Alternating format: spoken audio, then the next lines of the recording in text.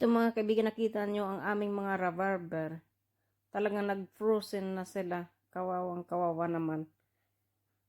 Napuno na sila ng snow. At sila naman ay aking tinatry na alisan ng snow dahil ang kakapal na parang nasisira na yung mga sanga. So tinatry kong alisan ang inaalis yung mga snow. Pero wala tayong magagawa kasi winter eh. So, hindi ko sila matutulungan. Hintayin na lang natin pag nag-summer, mawawala din yan mga yan. At babalik din ang ating rhubarber. Makakapal na yan dyan sila at dadami uli. So, wait lang po natin matapos ang winter at magkakaroon din tayo ng mga prutas na naman. So, ayan. Mayroon akong tinitingnan dito yan.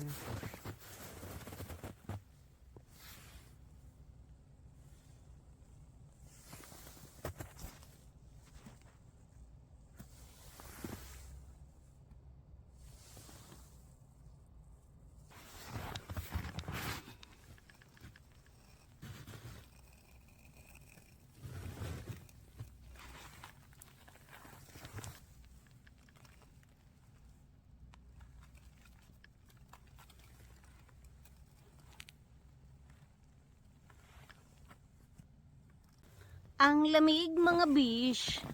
Ang lamig-lamig po mga kaibigan. Grabing lamig. Tingnan niyo. Tingnan niyo. Pero ang sarap-sarap ng pakiramdam pag nasa labas ka. Tapos may araw. The sun is shining. And it's very, very nice. Kita niyo naman. Oh.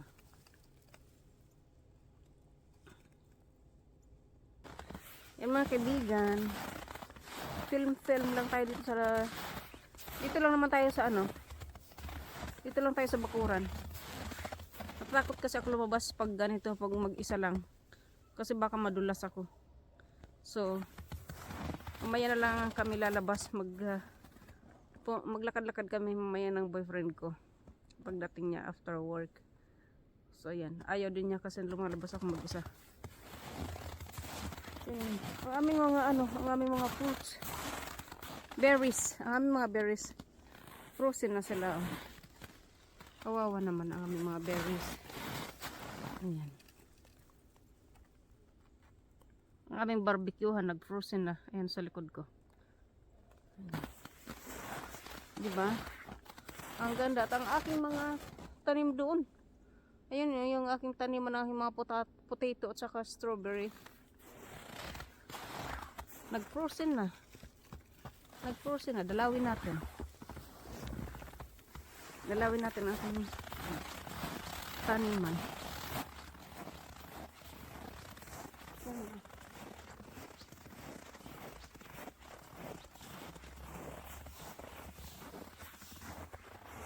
Yan ang aking taniman. Pero mga kaibigan, akala mo mga patay yan ha. Akala nyo mga patay yan. Hindi yan patay. Pag init na uli at saka mag-summer, ayan, tutubo na uli yan. Ito yung strawberry. Nakita yung mga strawberry ko. Diba ang dami kong na-harvest nung summer. Ayan yung mga strawberry. Nag-frozen na sila. At ang aking bakuran, nag-frozen na rin. Kaya siya nagganito dahil sa kapal ng snow. So, pero ayusin naman yan pag so, para lang tayong bata. Pero laro lang tayo. Diba? Dito lang naman tayo sa loob ng bakuran. Dito lang sa bakuran.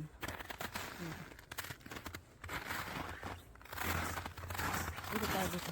May kapitbahay kami dito rin. Lapit na. Pero nag-iisa lang siya nakatira dyan. Malaking bahay. Isa lang. Tapos ang mga halaman nag-frozen. Nag-frozen ang aming mga halaman.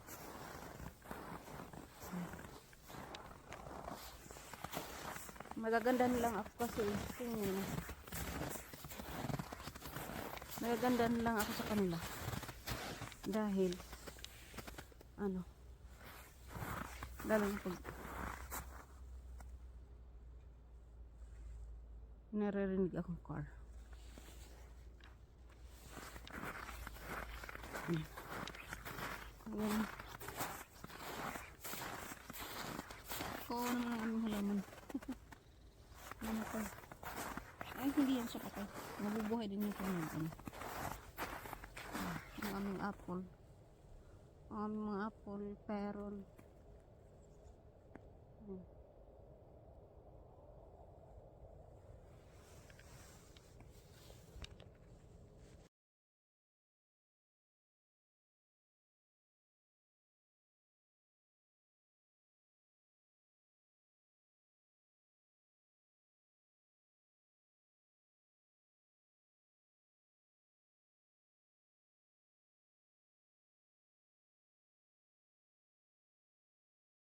Hmm.